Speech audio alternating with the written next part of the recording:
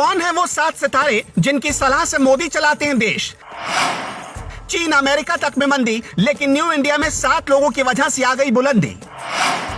बांग्लादेश डूबने वाला है, चीन में भारी मंदी है, पाक और श्रीलंका की हालत खराब, लेकिन मोदी को सलाह देने वाले 7 अधिकारियों ने देश को बचा लिया।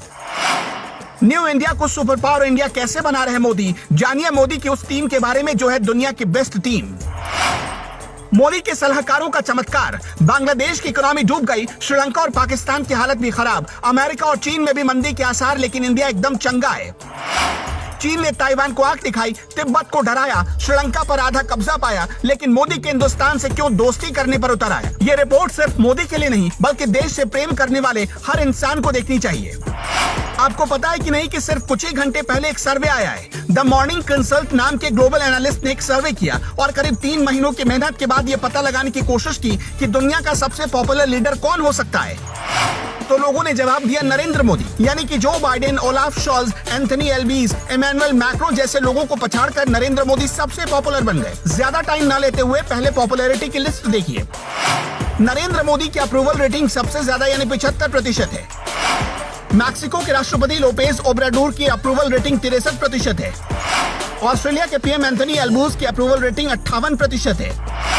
अमेरिकी राष्ट्रपति जो बाइडेन की अप्रूवल रेटिंग सिर्फ 41%, यानी कि सुपर पावर अमेरिका के नेता चौथे नंबर पर हैं। खैर, मोदी किसी इंटरनेशनल रेटिंग के मोहताज नहीं हैं और वो काम करके प्रूव करने में यकीन रखते हैं, इसलिए देश में उनकी रेटिंग ऑलवेज हाई रहती है। पर मोदी पिछले 8 सालों से ये कैसे कर पा रहे हैं? इकोनॉमी हो, डिफेंस हो, डिप्लोमेसी हो, एकदम 100% खरा। ये सिर्फ संयोग नहीं हो सकता, ऐसा सिर्फ इसलिए हो पाता है क्योंकि मोदी ने अपने पास हिंदुस्तान के बेस्ट अधिकारियों की टीम रखी। 7 ऐसे सबसे खास लोगों से आज मिलवाएंगे जिनकी सलाह से पीएम मोदी देश चला रहे हैं। हर दिन पीएम मोदी की आंखों के सामने सैकड़ों फाइलें गुजरती हैं और अगर जोड़ा जाए तो उनमें हजारों लाइनें लिखी रहती हैं। एक एक लाइन को पढ़ना, फिर उस फाइल पर साइन करना, ये कभी मोदी के लिए अकेले आसान नहीं हो सकता था अगर मोदी के पास ऐसे अधिकारियों की टीम ना होती। इस वक्त पीएम मोदी को सलाह देने वाले अधिकारियों में सबसे ऊपर है प्रमुख सचिव पीके मिश्रा। पहले इस जगह पर होते थे नृपेंद्र मिश्रा। उनके रिटायर होने के बाद मोदी ने अपने सबसे खास प्रोजेक्ट राम मंदिर निर्माण की देखरेख में नृपेंद्र मिश्रा को लगा दिया और फिर उनकी जगह आए पीके मिश्रा। पीके मिश्रा केंद्र और गुजरात सरकार में कई अहम पदों पर रहे हैं।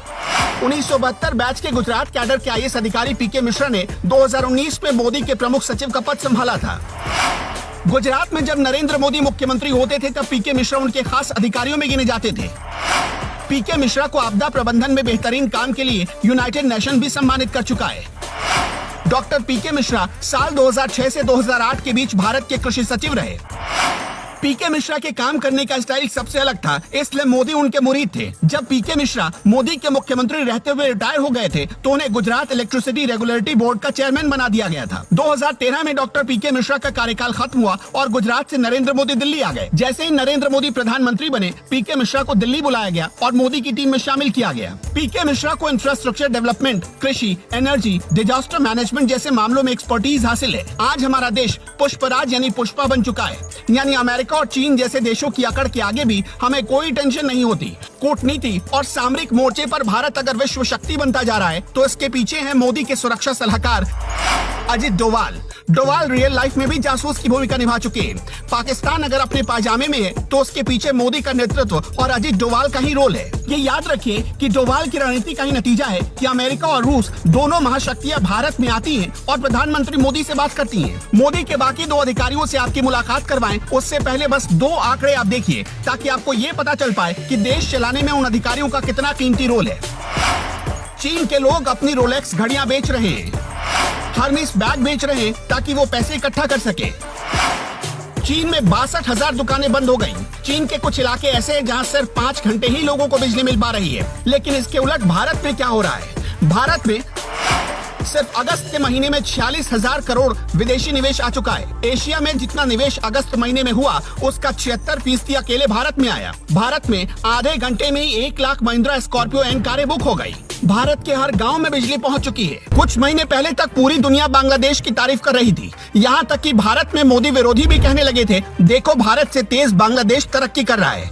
बांग्लादेश में आज हालात बिगड़ चुके हैं और आज जैसे हालात हैं वैसे आर्थिक हालात तो कभी हुए भी नहीं। पेट्रोल की कीमतों में 50% तक इजाफा हो गया है। एक साल में सारा फॉरेन करेंसी रिजर्व खाली हो गया। 20 जुलाई 2022 की रिपोर्ट बताती है कि अब फॉरेन करेंसी रिजर्व सिर्फ 39 अरब डॉलर ही बांग्लादेश में बचा है। इतने रुपए में बांग्लादेश सिर्फ 5 महीने तक ही कोई सामान खरीद सकता है। लेकिन भारत के पास आज भी दुनिया का चौथा सबसे बड़ा फॉरेन करेंसी रिजर्व है। लेकिन भारत दुनिया में आर्थिक महाशक्ति बन चुका है, तो इसके पीछे कौन है? इसके पीछे हैं 3 चेहरे।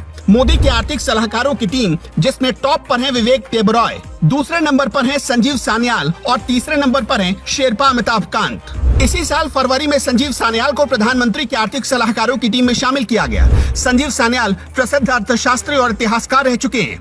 1990 के दशक में संजीव सान्याल वित्तीय बाजारों के लिए काम कर रहे थे। Shriram college of commerce Delhi और सेंट जॉन कॉलेज ऑक्सफोर्ड में रोड्स स्कॉलर रह चुके हैं।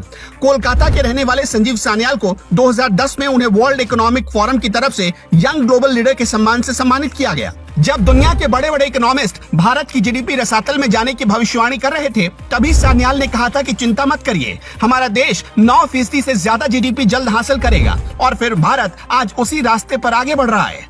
मोदी के आर्थिक सलाहकारों की टीम को चलाते हैं विवेक देबरॉय।